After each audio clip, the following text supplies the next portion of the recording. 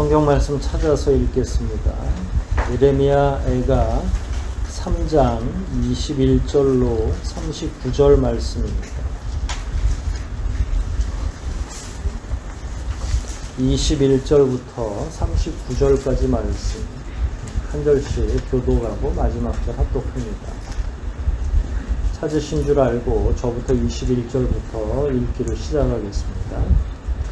중심에 회상한 즉 오히려 소망이 있사옴은 여호와의 자비와 분들이 무궁하심으로 이가 진멸되지 아니함이니이다. 이것이 아침마다 새로우니 주의 성실이 크도소이다. 내 심령에 이르기를 여호와는 나의 기업이시니 그러므로 내가 저를 바라리라 하도다. 무릇 기다리는 자에게나 구하는 영혼에게 여호와께서 선을 베푸시는도다. 사람이 여호와의 구원을 바라고 잠잠히 기다리니 좋도다. 사람이 젊었을 때에 멍에를 메는 것이 좋으니 혼자 앉아서 잠잠할 것은 주께서 그것을 메우셨습니다. 입을 티끌에 댈지어다 혹시 소망이 있을지로다. 때리는 자에게 땀을 명하여 지옥으로 되돌릴지어다. 이는 주께서 영원토록 버리지 않으실 것임이며 저가 비록 근심케하시나 그 풍부한 자비로 긍휼히 여기실 것입니다. 주께서 인생으로 고생하며 근심하게 하심이 본심이 아니시로다. 세상의 모든 갇힌 자를 발로 밟는 것과 지극히 높으신 자의 얼굴 앞에서 사람의 재판을 굳게 하는 것과 사람의 성사를 억울케 하는 것은 다 주의 기쁘게 보시는 것이 아니로다. 주의 명령이 아니면 누가 능히 말하여 이루게 하랴. 다 복이 지극히 높으신 자의 입으로 나오지 아니하느냐. 같이 읽습니다. 살아있는 사람은 자기 죄로 벌을 받나니 어찌 원망하랴.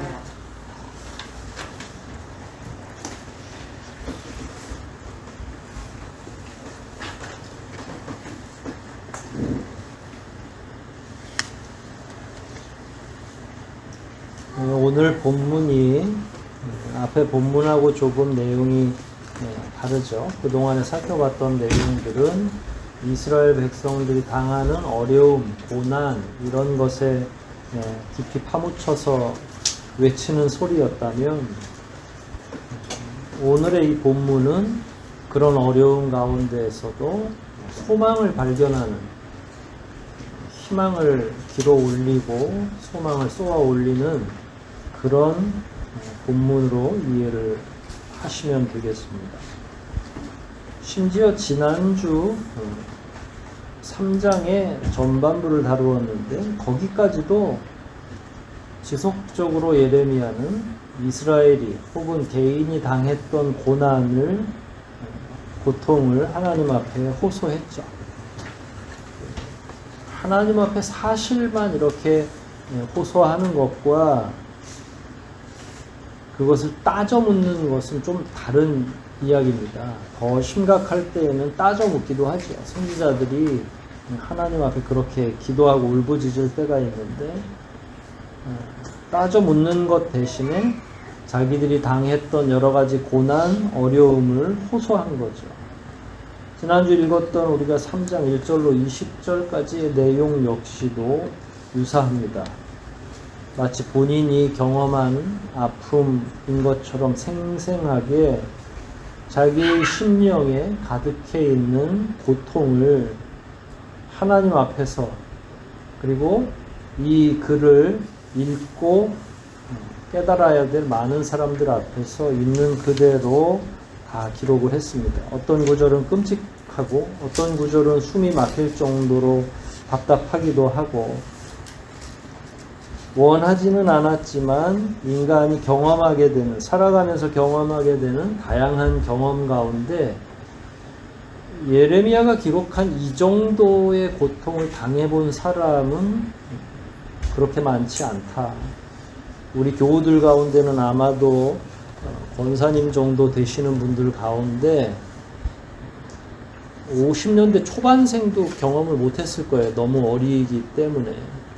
그런데 40년대, 30년대 생이신 분들은 6.25를 통해서 이런 전쟁의 참상들을 경험했겠죠. 물론 민족의 근대화와 더불어 역사의 중요한 굉장히 폭력적인 일들을 경험하시거나 최근에 세월호 침몰로 인해서 가족을 잃은, 자녀를 잃은 많은 부모들도 이런 유사한 경험을 하기는 했겠지만 대부분의 사람들은 예레미야가 말하는 이런 고난, 정말로 뼛속 깊이 사무치는 고난은 경험하지 못했을 것이다.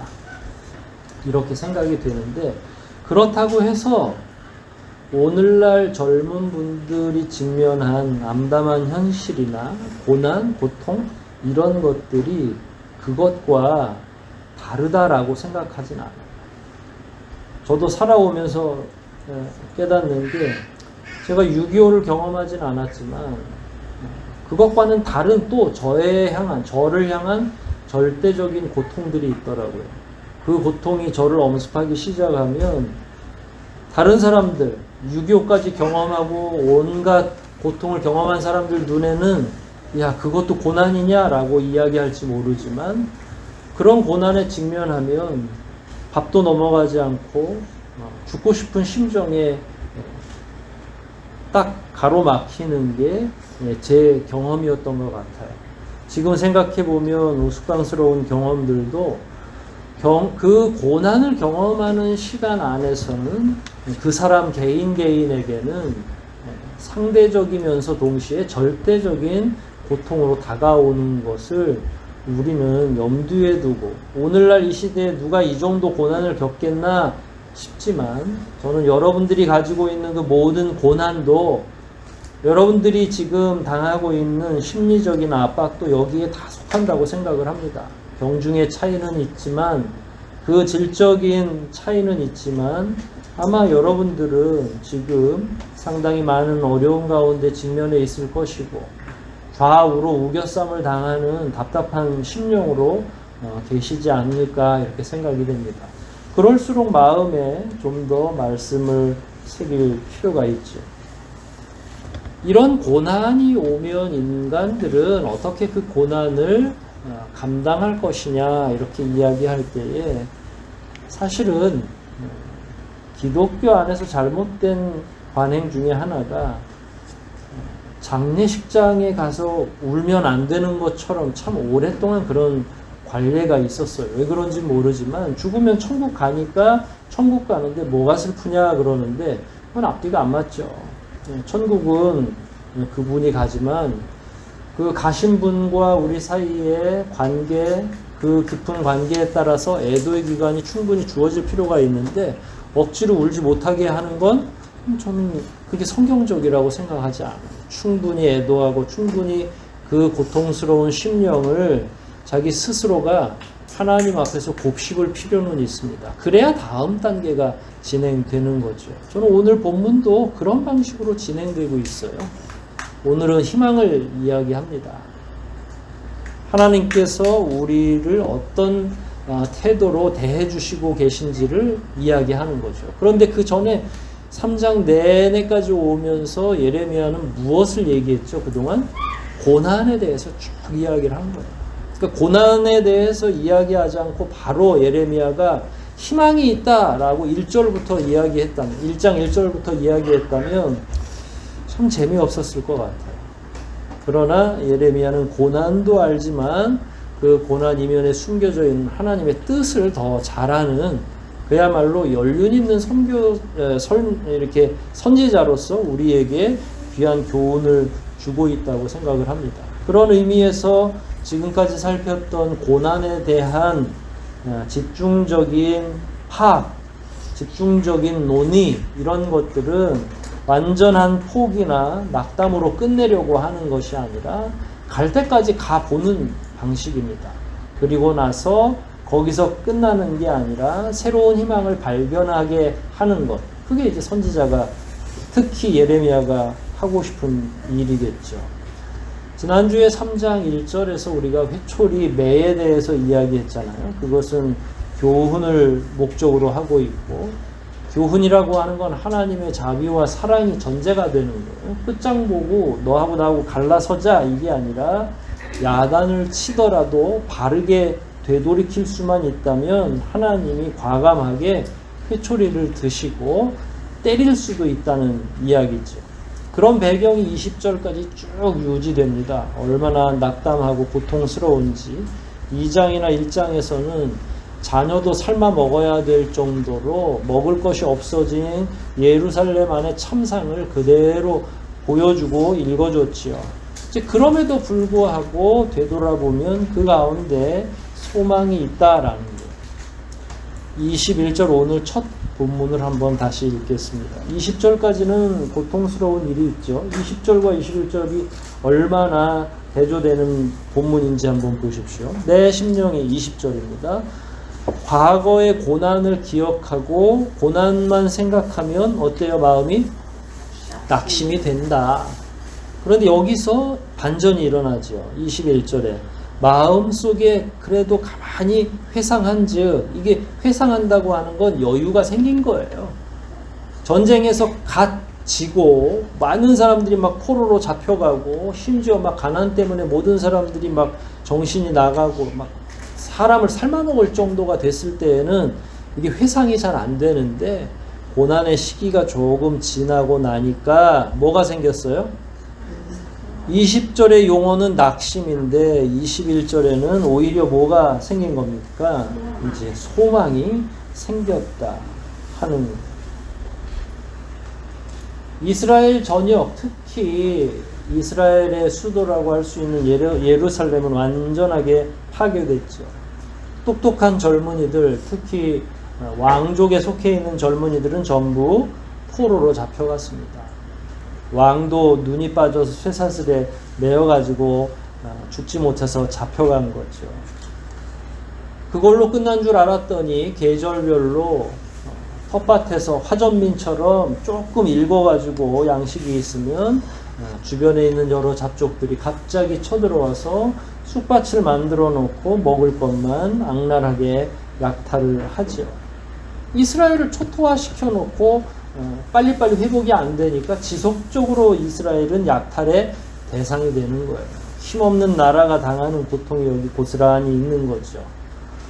100여 년 전, 100여 년이 좀 더 됐죠. 100여 년, 120년 요 사이에 근대 조선이 이제 조선 말기로 오면서 대한제국으로 변하고 할 때에 한국이 힘이 없으니까 몇 나라가 와서 막 약탈을 했습니까? 멀리서 미국, 프랑스, 또 가까이 있는 중국, 러시아, 일본 할 것 없이 온 동네 사람들이 대한민국 이 조국의 땅을 운동장 삼아서 여기 와서 노는 거예요. 자기네 운동장에서 안 놀고 필요한 거 나름대로 뺏어가는 거죠.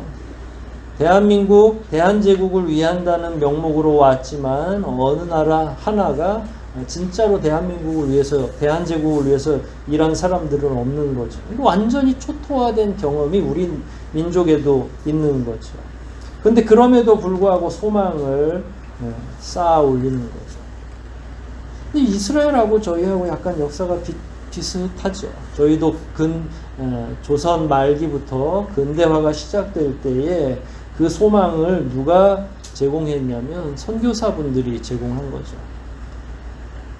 일제의 약탈, 또 일제가 더 중국 대륙을 넘어서까지 전쟁을 일으키기 위해서 한국을 교두보로 삼기 위해서 끊임없이 약탈해서 노수로 만든 수조까지 다 빼앗아 가는 그 기간에도 기독교 선교사들은 병원을 짓고 근대 교육기관을 지어서 희망을 갖게 하는 거죠. 십자가 정신인 거죠. 우리가 볼 땐 아무것도 없고 이 나라가 언제 국권을 회복할지는 모르지만 완전히 수탈돼서 가지고 있는 건 전혀 없지만 그럼에도 불구하고 소망을 심는 행위를 누가 했냐면 선교사들이 하는 거예요. 그게 예레미야 선지자의 행위하고 다를 바가 없는 거죠.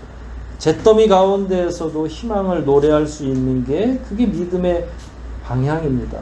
볼 수 없는, 분간하지 못하는 상황에서도 빛을 발견해낼 수 있는 것이 그리스도인들이 소망을 보는 것이라고 이야기할 수 있습니다. 온통 우리를 감싸고 있는 건 낭만과 절망이지만 그것을 바꾸는 것이죠. 희망과 소망으로. 근데 그게 다 이유가 있어요. 근거가 있고. 예를 들어서 22절을 한번 보십시다. 그냥 막연한 소망이 아니라 여호와의 자비와 긍휼이 무궁하신데 그 무궁하신 이유가 뭐냐면 우리가 소멸될 줄 알았는데 완전히 사라지지 아니한 것을 발견하는 거예요. 이거를 발견할 때까지 시간이 걸립니다. 사실은 냉정한 묵상이 깊어질 때까지 자기의 삶이 깨지고 있는 과정 중에는 이게 보여요, 안 보여요? 안 보이죠. 당장 여러분들이 병원에 갔는데 큰 암병이라고 진단받으면 하나님의 자비가 1시간 있다가 막 찾아오고 마음이 평안해지나요? 그렇지 않습니다. 몇 날 며칠을 울 수도 있고 하나님께 울부짖을 수도 있고 뭐 어떤 분은 강제적으로 순응할 수도 있겠죠. 쉽지 않습니다. 자기가 당하는 고통과 하나님이 우리를 향해서 하고 계시는 하나님의 섭리를 대조시키는 일이 그렇게 쉬운 일은 아니에요. 그럴 때에 완전히 낙담으로 끝나는 게 아니라 하나님께서 과연 어떤 일을 하고 계시는지를 묵묵히 볼 때 그게 시간이 흘러야 된다는 거죠. 그래서 자기를 먼저 바라보고 소멸하지 않는, 진멸하지 아니하시는 하나님의 의도는 뭘까? 이게 이제 이스라엘의 그루터기 사상이거든요. 남은 자 사상이고 모든 걸 다 파괴하고 끝내는 게 아니라 하나님은 그 그루터기를 통해서 일을 하시는 거예요. 많은 사람을 남겨놓진 않았지만 그 남겨진 자들을 통해서 새 이스라엘을 건국하기를 원하고 계시는 거예요. 그게 역사 안에 있는 이스라엘이든 혹은 영적 이스라엘로 교회가 됐든 말이에요. 하나님은 결코 포기하지 않습니다. 누가 포기해요? 우리가 포기할 뿐이죠. 하나님의 희망, 하나님이 우리에게 부여해 주시는 마땅한 소망에 다다르기 전에 제풀에 꺾이는 건 우리죠. 그러나 하나님의 궁극적인 목적은 우리가 3장 1절에서 그 회초리, 매에 대해서 끊임없이 묵상해야 되는 이유가 그 회초리를 들으신 이유는 우리를 파괴하려고 하는 게 아니라 교훈의 목적이었다는 거죠. 그 교훈의 시간이 끝나면 이제 하나님이 우리를 회복시켜 주실 것만 남아있는 거죠.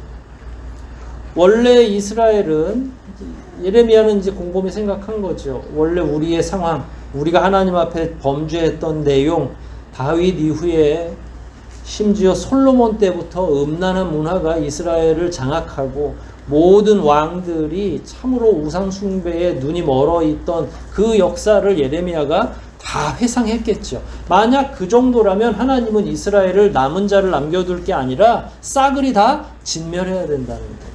이스라엘의 죄를 따져보면 말이에요. 그런데 남겨주신 거죠. 하나님의 자비로 말이에요. 요걸 발견하는 게 믿음인데 여기까지 가기 전에 다 지쳐서 쓰러지는 거죠.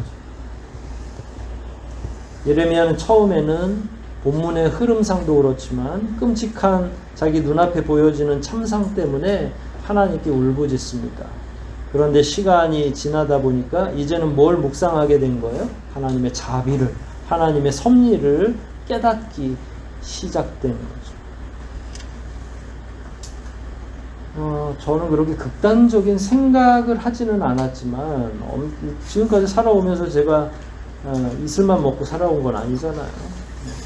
여러 가지 고난에 직면하면 잠들 때에 너무 힘들다. 그리고 이렇게 텔레비전이나 기독교 방송에 이렇게 간증하는 분들 소리를 들으면 저녁에 잠자리에 들 때 어떤 생각을 한다고 그래요? 들으셨죠? 다들.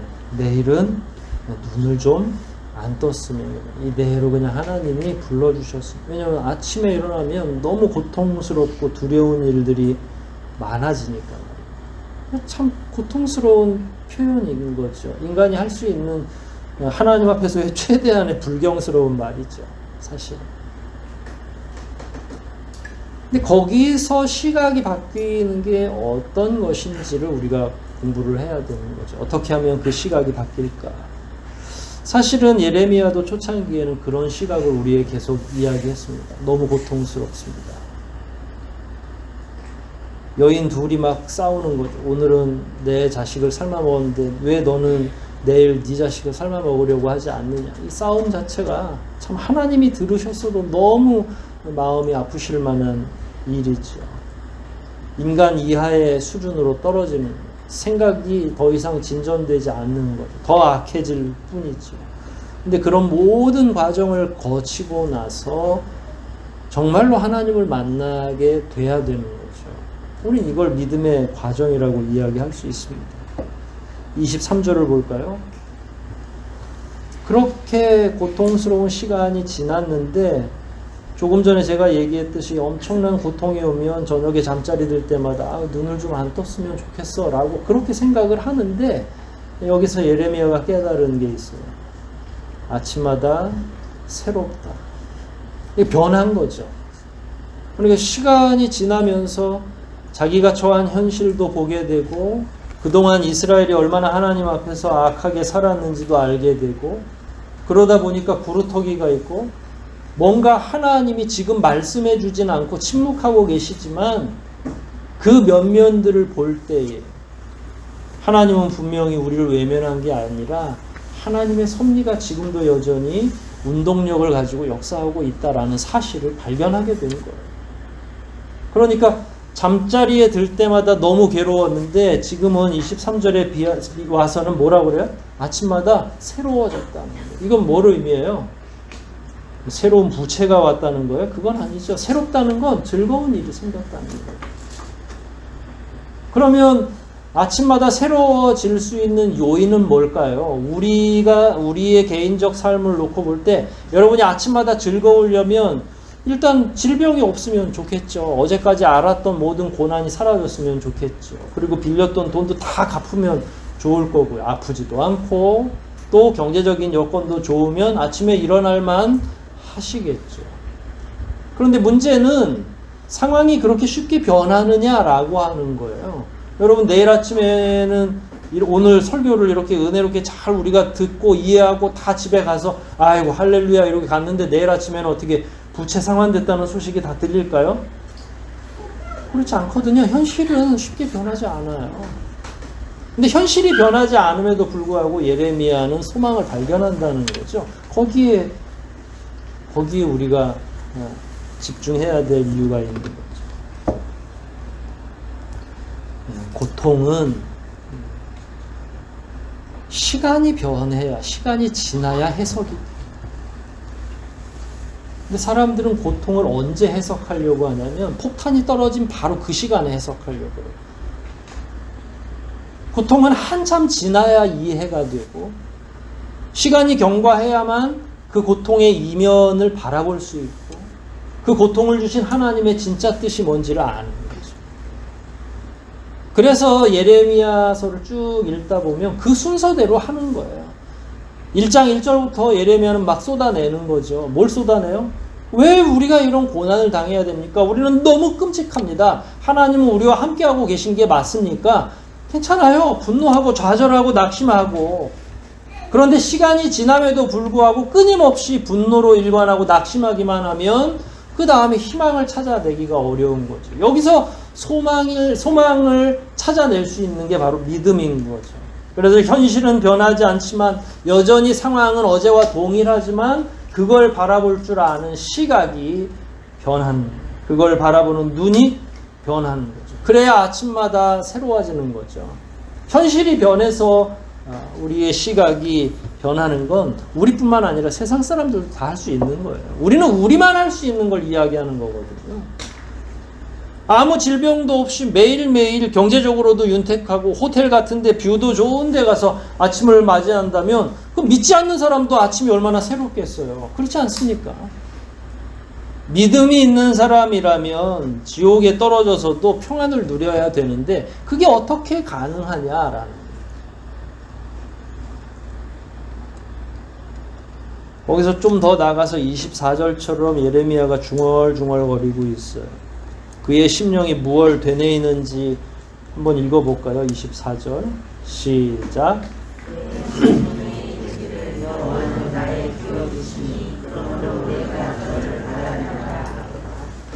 25절과 26절도 결국은 연결되는 거예요. 무릇 기다리는 자에게나 구하는 영혼에게 기다려야 된다는 게 전제가 되고 있죠. 간절히 구해야 되는 것도 전제가 되죠. 그런 자들에게 하나님께서 결국 선을 베푸신다. 하나님은 파괴자가 아니라 오히려 교훈하시고 그 교훈의 때가 다 되면 하나님이 모든 것들을 응답해 주신다. 거기서 중요한 말은 기업이라는 말이죠. 24절에 여호와는 나의 기업이시다. 기업이라고 하는 건 기댈 구석이라는 거예요. 유일하게 의지할 만한. 폭탄도 그분이 떨어뜨려 주시지만 실제로 그걸 걷어가시고 나를 회복해 하시는 것도 누구예요? 하나님이시는 거예요. 근데 우리의 원망이, 우리의 분노가 우리의 신앙을 가로막기 시작하면 폭탄 떨어뜨려 주신 하나님만 기억나는 거예요. 유일한 자기 희망이 거기에서 나온다는 사실을 깜빡하는 거죠. 그래서 굉장히 냉정해야 될 필요가 있어요. 고통과 고난의 시간, 분노와 역경의 시간이 지난 다음에는 어디에 더 집중해야 되냐면 하나님에 집중할 필요가 있는 거죠. 그랬을 때 나의 기댈 유일한 구석은 하나님밖에 없구나. 그래서 25절에 기다리는 자에게는 선을 베푸시는 거고 26절에 그래서 기다리자는 이야기입니다. 인내하자, 기다리자. 그게 아까 고통을 해석하는 데에는 시간이 필요하다는 말과 일맥상통하는 거예요. 여러분이 당하는 지금의 고난과 고통은 나중에는 아이고 그땐 그랬지, 그땐 참 어려웠지 라고 이야기하실 수 있잖아요. 여러분들이 초등학교 때, 중등학교 때 혹은 더 상급 학교를 다니면서 경험했던 쓰라린 과거의 기억이 지금도 너무 치가 떨리는 부분도 있겠지만 시간이 지나면 어때요? 아유 그때는 내가 그것 때문에 공연이 너무 부산을 떤 것 같아 라고 생각하거든요. 여러분의 지금 당하는 어려움과 고통도 반드시 해석될 때가 있을 것이다. 그래서 예레미야는 기다려 달라고 이야기한 겁니다. 기다리기 싫다는 건지 저 녀석이.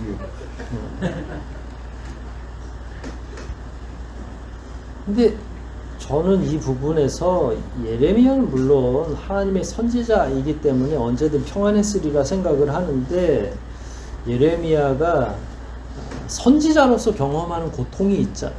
선지자는 왕이나 혹은 다른 종교 지도자들 못지않게 자기의 민족을 마음에 품고 있어요.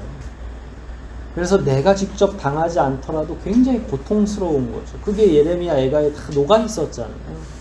그래서 저는 여태까지 예레미야도 발 뻗고 못 자는 거예요. 자기가 채찍에 당장 맞아서 힘든 게 아니라 자기 눈에 밟히는 많은 백성들. 근데 그게 예수정신이라고 말씀을 드렸잖아요. 끊임없이 계속 복음을 증거하는데 듣지 않아서 망하게 됐을 때 잘 됐다, 그럴 줄 알았다, 이게 아니라 또 망하면 망한 대로 또 안타까운 마음이 발생하는 거예요. 그게 엄마 마음 아니겠어요? 자식을 교훈하고 훈계하고 야단치지만 또 잘못된 길로 가면 또 피눈물이 나는 거. 그게 부모 마음이잖아요.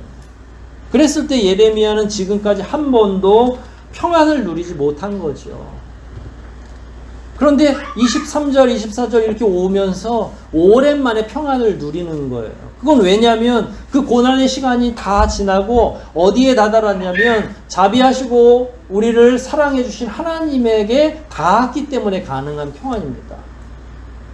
그동안엔 자기들이 당하고 있는 고난에만 집중했다면 이제는 하나님을 만나고 보니까 안심이 되는 거예요. 다 죽인 줄 알았더니 그루터기가 남아있던 거예요. 모든 게 다 끝난 줄 알았는데 아직도 희망이 뭔가 보이는 거죠. 이게 얼마나 대단한 평안의 근거가 되겠습니까? 그래서 저는 여러분들이 기꺼이 자기의 모든 시간들을 되돌아볼 줄 알아야 되고 그 가운데 하나님이 한 번도 여러분들의 손을 먼저 놓지는 않으셨다는 사실을 발견하기를 원하는 거예요.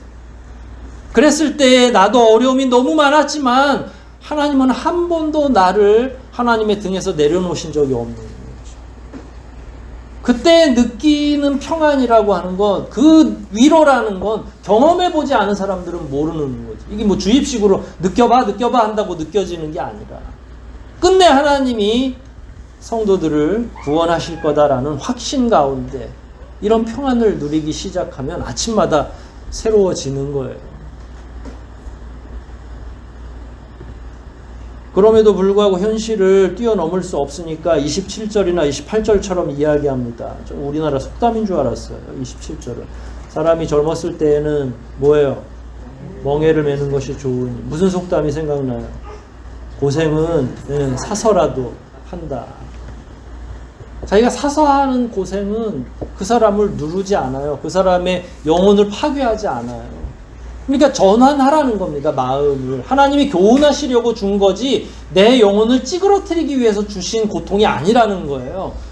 여러분이 지금 현재 직면하고 있는 경제적인, 육체적인 심각한 고난들, 고통들, 여러분을 지체하도록 만드는 그 많은 현실적인 어려움들 역시도 여러분의 영혼을 막 파괴하고 힘들게 하려는 목적이 아니라 궁극적으로는 하나님께서 젊어서 하는 고난처럼 아유 그럼 나는 나이가 60인데 그럼 나는 여기서 제외되나? 그게 아니라 여긴 나이를 육체적인 나이를 얘기하는 건 아니죠. 그랬을 때 누가 됐든 자기에게 있는 고난은 사서라도 하라고 하는 이 권면에 귀를 기울일 필요가 없죠. 더군다나 이것은 어떤 거예요?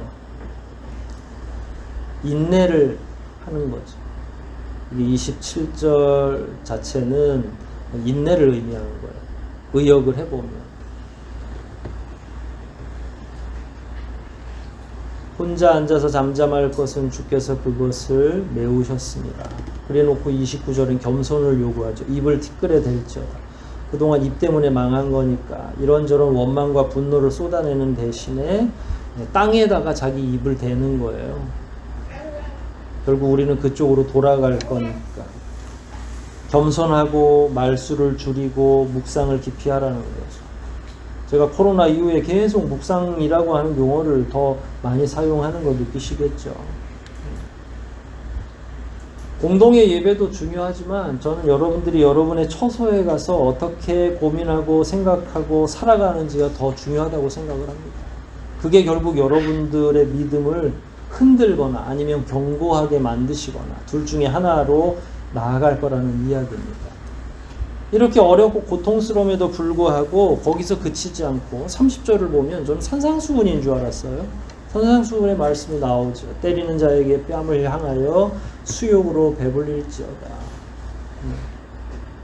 오른뺨을 때리거든 또 왼뺨도 될 줄 아는. 그래서 수욕을 그냥 기꺼이 맞이하라는 이야기예요. 끊임없이 이방 지역에서 쳐들어오고 하는데 뭐 어떻게 하겠어요. 이게 하나님이 우리에게 젊은 시절에 한창 더 믿음 안으로 들어가야 되고 성장해야 될 자들에게 요구하는 마치 훈련이라면 말이에요.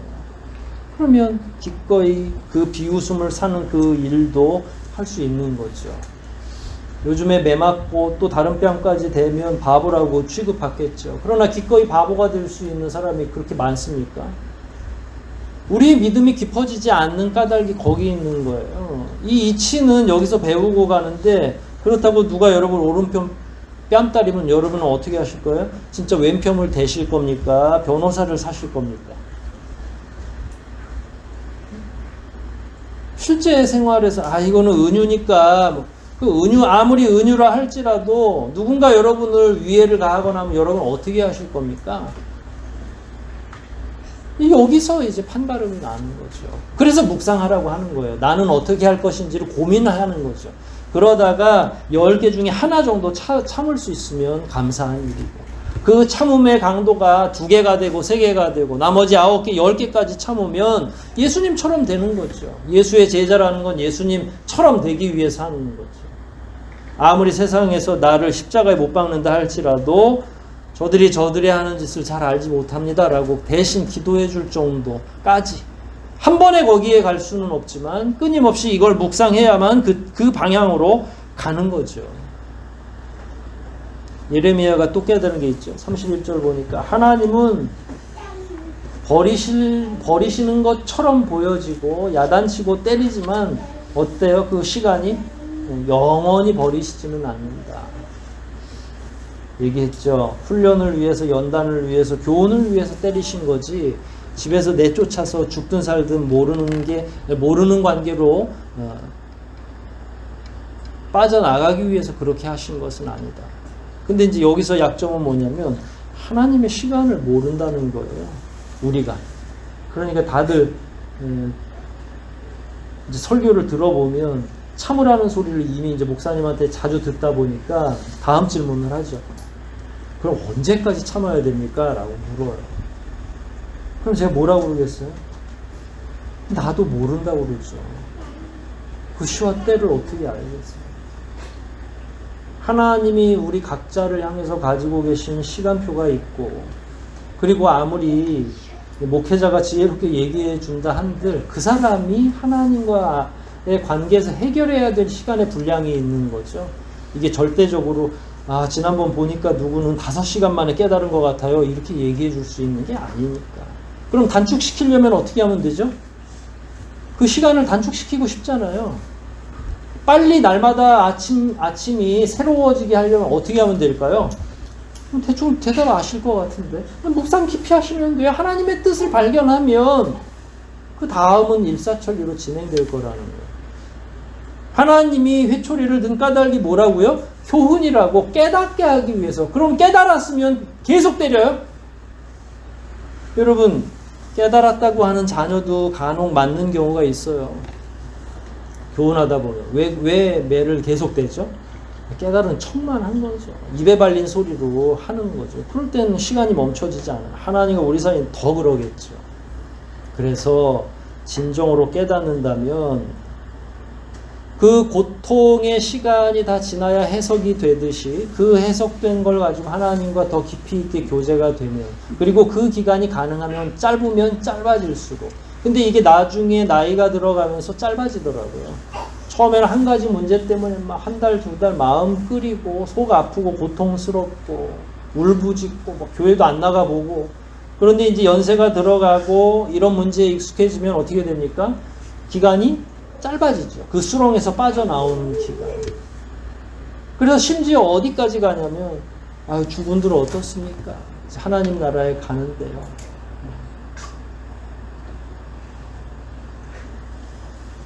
근데 말로만 말고 진짜 천국에 대한 소망을 두고 살면 나와 세상은 간 곳 없고 구속한 주만 보이는 경지에 올라가는, 우리가 요구하는 우리의 묵상의 깊이는 그 정도인 거지. 하나님의 시간은 모르지만 그 인내의 시간, 그 훈련의 시간이 다 지나야 되는 거지. 그래서 저는 여러분들이 하나만 기억하시면 돼요. 고난의 시간을 너무 길게 잡지 마라. 애도의 시간을 오래 갖는 거 충분히 좋은데 그 고난의 시간에 너무 분노하고 폭력적인 생각을 하게 되면요, 결국 스스로를 망하게 되는 거죠. 분노하다가 그 분노로 인하여 자기가 불타버리는 거예요. 그 시간은 짧으면 짧을수록 좋은데 그렇다고 옆에 있는 성도가 얘기해 줄 필요는 없다. 얼른 나오라고 자꾸 얘기해 줄 필요는 없다. 이거는 개인이 판단하고 개인이 하나님 앞에서 해결해야 될 문제다. 이걸 보증하기 위해서 32절, 33절에 이렇게 이야기합니다. 하나님이 비록 근심케 하시기는 하지만 그 풍부한 자비대로 긍휼히 여기실 것임이라. 주께서 인생으로 고생하며 근심하게 하심이 진짜 마음은 아니다. 하나님의 마음은 따로 있다. 아버지가 매를 댔을 때 그건 우리에게 망하게 하려는 게 아니라 자비와 사랑이 그 뒤에 기다리는 거다. 그러니까 고난에서 빨리 나와야 고난에 완전히 함몰되어 있는 그 정신이 제정신을 차리지 않으면 자비가 안 보이는 거예요. 그러면 온통 막 분노만 있는 거죠. 막 하나님 향해서 삿대질도 하고, 그게 누군가 사람으로 인해서 생겼으면 막 복수까지 꿈꾸고 있는 거고. 그러면 누구 영혼이 파괴되는 겁니까? 내 영혼이 파괴되는 거죠. 그런데 예레미야가 아니 하나님은 그렇게 하시지 않았어. 하나님의 생각은 진짜 따로 있어라고 말한 근거는 그 뒤에 나오는 겁니다. 세상의 모든 갇힌 자를 발로 밟는 것. 34절에, 그 다음에 35절에는 지극히 높으신 자의 얼굴 앞에서, 하나님이 보는 앞에서도 재판을 굳게 하는 것. 또 36절에 송사를 억울하게 하는 것. 이거는 다 하나님이 기뻐 보시는 게 아니다. 이게 무슨 말이냐면 하나님은 전지전능하시다는 거예요. 그래서 우리가 알지 못하는 이런 현실적인 고난을 직면하게 되죠. 사실 여러분도 억울한 점 많이 있었죠. 이게 34절, 5절, 6절에는 인권 문제, 억울한 재판 문제, 현대에도 얼마든지 일어날 수 있는 그런 고난의 어려움들이 이렇게 중첩되어 있는 거죠. 그럴 때는 막 화도 나고 분노하고. 근데 그 마지막에 그거예요. 하나님은 알고 계신다는 거예요. 하나님은 모를 수가 없다라는 거죠. 그러니까 희망을 가지라는 거예요. 아버지께서 그 자녀들의 고난과 고통을 알고 계심에도 불구하고 침묵한다면 그건 진짜 우리의 아버지는 아닌 거죠. 의붓 아버지죠. 잘못된 아버지인 거죠. 참 아버지라면 어떻게 하실 거예요? 반드시 하나님은 우리를 구원하실 거다. 시간이 언제인지는 모르지만 단축할 수 있는 방법은 있더라. 자기의 고난의 시간에 대한 분노를 얼른 잠재우고 하나님을 묵상하고 자기가 어디에 처해 있는지를 명확하게 이해할 때 하나님께서는 그것을 이루기 시작한다는 거예요. 왜 안 그러냐? 37절에 보면 하나님은 말씀으로 세상을 창조하신 분이에요. 전능하신 분이라는 거죠. 그분이 말씀으로 모든 것을 이루시는 거죠. 38절에는 모든 세상의 생사와 복이 누구의 손에 달려 있다고 그래요? 화와 복이 누구에게 있어요? 하나님께 있는 거죠. 그러니까 하나님의 때 하나님의 섭리를 기다리는 거죠. 그런데다 진짜 결정적인 것 중에 하나는 처음에는 잘 몰랐는데 이 고난에 대한 해석이 끝나고 나니까 결국은 39절에서 터득한 게 있어요. 처음에는 자기는 죄가 없는 줄 알았어요.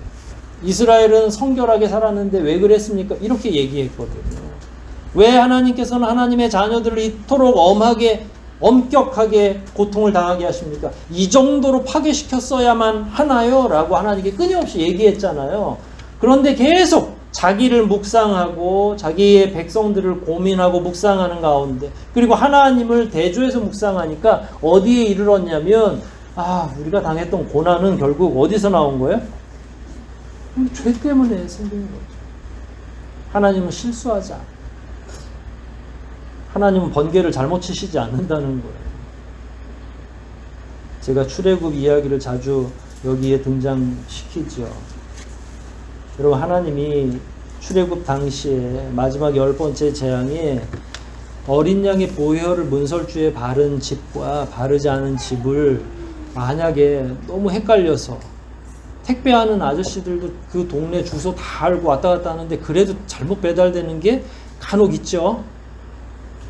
그러면 그렇다고 그건 내가 가질 수도 없고 남의 물건인데 하나님이 만약에 택배하시는 분들의 실수처럼 죽음을 혹은 생명을 잘못 배달한다면 어떻게 되겠어요?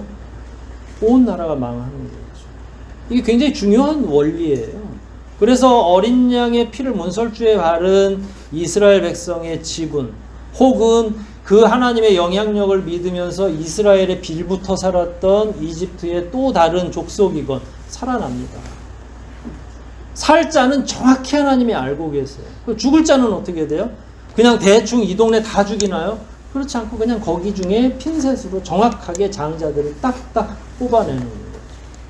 이게 그 앞에 36절부터 이어지는 하나님이 말씀으로 세상을 창조하시는 전지전능하신 하나님, 그리고 39절에서 결국은 죄로 말미암아 생겨났던 이런 모든 일, 이런 것까지를 다 통합하는 거예요. 지금 현재 우리가 당하고 있는 모든 고통과 고난은 물론 하나님이 우리를 연단시키기 위한 훈련의 목적으로도 시행되고 있는 게 분명히 있지만 그 원리를 대부분 따라가 보면 어디에서 잘못된 거예요? 나의 연약함, 나의 어리석음, 나의 욕심, 이런 것 때문에 발생한 거죠. 근데 그럼에도 불구하고 하나님이 아버지이시기 때문에 아버지는요, 야, 이건 너 때문에 잘못한 거니까 네가 책임져, 그러고 끝까지 모른 척 하시지 않는다는 거예요. 그래서 이 관계가 그래서 중요한 거거든요. 여러분하고 하나님이 아저씨와 동네 어린이 관계면 절대로 하나님이 여러분들을 끝까지 책임질 의무가 없죠. 남의 자식이니까. 여러분 하나님 자녀입니까? 남의 자녀입니까? 무르나 만화한 걸 묻는데 또 대답을 못 하시는 건 또 뭐예요? 그 굉장히 중요하죠. 하나님의 자녀라면 아버지가 끝까지 책임지는 거죠. 실수라 할지라도, 내 잘못이라 할지라도. 여러분, 우리는 지금 이 시대를 어떻게 살고 있습니까? 저도 간혹 그런 실수를 해요. 상담을 하거나 청년들이 질문을 하면 그냥 이런 얘기를 안 해주고 조금 더 인내해보자. 더 이상 할 말도 없고 사실은. 근데 무조건 참으라고 한다고 이게 참아질 문제가 아니잖아요. 원리를 가르쳐 줘야 되죠. 여러분 지금 많은 어려움에 직면해 계시죠? 우리 젊은이들은 직장의 문제, 뭐 이런저런 여러 가지 고통스럽고 고난스러운 문제들이 많이 있습니다. 저는 이 시간 감히 여러분들에게 원망하라고 얘기하고 싶어요. 하나님께 질문하십시오. 분노하십시오. 우리가 당하는 이 현실적인 어려움에 대해서 끊임없이 계속 질문하세요. 그러나 그러고 끝나면 안 되죠. 질문에서 끝나는 게 아니라 그 질문에 대한 해답을 요청하셔야죠. 그런데 결국 본인이 다 이해하더라고요. 돌이켜보고 더 깊이 묵상해 보니까 나를 알게 되고 하나님을 발견하는 거죠. 내 앞에 놓여있는 그 고난에 대해서 해석하면서 더 깊이 침묵하게 되고 더 깊은 묵상이 수반되는 거죠. 그럴 때 잠잠히 여호와를 바라볼 수 있는 그 믿음의 저력이 우리 가운데 생겨나는 거예요. 무조건 믿어라, 무조건 참아라가 아니라 정말로 자기의 밑바닥까지 내려가서 내가 잘못한 것은 무엇이고 하나님이 요구하는 바가 무엇인지를 파악하고 이해할 때에 다시 희망이 보이기 시작한다는 거예요. 그래서 어제까지는 죽고 싶었지만 오늘부터는 새로운 아침을 기대하는 마음이 생겨날 수 있는 거죠. 거기서 희망이 생겨나는 겁니다. 이 희망은 아무도 인간이 제공해 줄 수 있는 게 아니에요. 목사가 상담한다고 되는 게 아니라 무조건 긍정의 힘으로 버티라는 것이 아니라 묵상하고 철저히 자기 삶을 분석해내는, 내가 얼마나 하나님으로부터 멀리 왔는지를 깨달아갈 때에 오히려 그게 가장 가까운 길이더라. 예레미야는 이제 그것을 온전히 깨달았고 그것을 우리에게 배우도록 요청하고 있습니다. 모쪼록 말씀 가운데 더 깊은 은혜를 받으시고 자기 삶을 되돌아보실 뿐만 아니라 진정 하나님을 깊은 묵상 가운데 만나시고 해답을 얻으시고 날마다의 아침이 새롭게 다가오는 저와 여러분의 인생들이 되시기를 주의 이름으로 축원드립니다. 우리 말씀들 생각하면서 한번 기도하시겠습니다. 하나님의 공의와 자비는 항상 같이 있습니다. 우리를 향해서 내리셨던 여러 가지 어려운 문제들, 고통스러운 문제들은 결국 끝내 돌이켜보면 우리의 연약함과 어리석음이 많이 이유가 됐었고, 그럼에도 불구하고 하나님은 끝까지 인내해 주시고 그루터기처럼 우리를 남겨주시고 진멸하지 아니하시고 소망을 발견할 수 있도록 해주십니다. 여러분이 지금 당하고 있는 고통스러운 문제, 너무 답답하고 외로운 문제, 이런 것들은 영원히 여러분들의 영혼을 파괴하려는 하나님의 계획이 아닙니다. 이 과정을 지혜롭게 잘 견디고 하나님을 만나는 소망스러운 새 아침이 우리 가운데 빨리 펼쳐지게 해달라고 이 시간 통성으로 함께 기도하시겠습니다.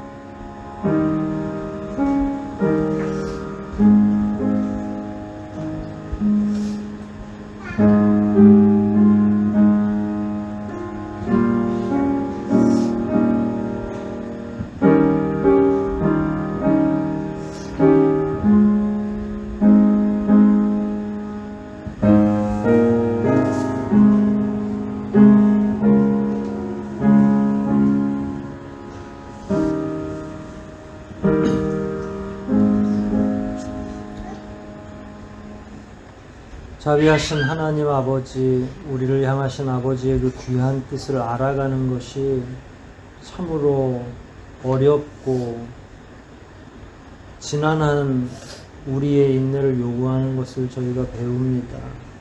우리가 무조건 인내하고 견디는 것은 아니지만 그럼에도 불구하고 하나님이 정하신 그 기한을 채워야만 결국은 하나님의 자비를 저희들이 발견하지 않겠사옵나이까.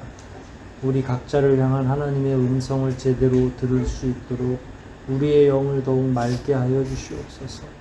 우리를 향하신 하나님의 교훈이 분명하실 텐데 저희들의 어리석음과 잘못된 분노로 인하여 아버지 하나님의 인도하심과 그 음성을 못 듣는 것은 아닌지 되돌아보게 하시고 오직 하나님께서 우리를 위해 예비하신 거룩하고 선한 길로 나아갈 수 있도록 도와주시고 각자의 영역에서 자기의 믿음을 세워나가는 외로운 우리의 성도들의 그 마음을 이해해 주시고 부디 성령께서 다독여 주시며 한량없으신 은혜로 풍성하게 채워 주시옵소서. 지금 우리가 경험하고 있는 유례없는 고통과 우리 개인이 직면한 위기의 상황들을 제대로 발견하게 하시고 궁극적으로 하나님께서는 우리에게 더 좋은 기업을 베풀어 주시려고 이 과정을 주시는 줄 믿사와 다시 한번 간구하오니 우리에게 지혜와 명철을 주시고 더욱더 반석 위에 든든히 서가는 믿음을 허락하여 주시옵소서. 우리 돌아가는 발걸음도 인도해 주시고 이번 한 주간도 더욱 강건하게 살아낼 뿐만 아니라 아버지의 뜻을 알며 살아가는 귀한 자녀들로 세워주시기를 간절히 소원하오며 우리를 구원하신 예수 그리스도 이름 받들어 감사하며 기도하옵나이다. 아멘.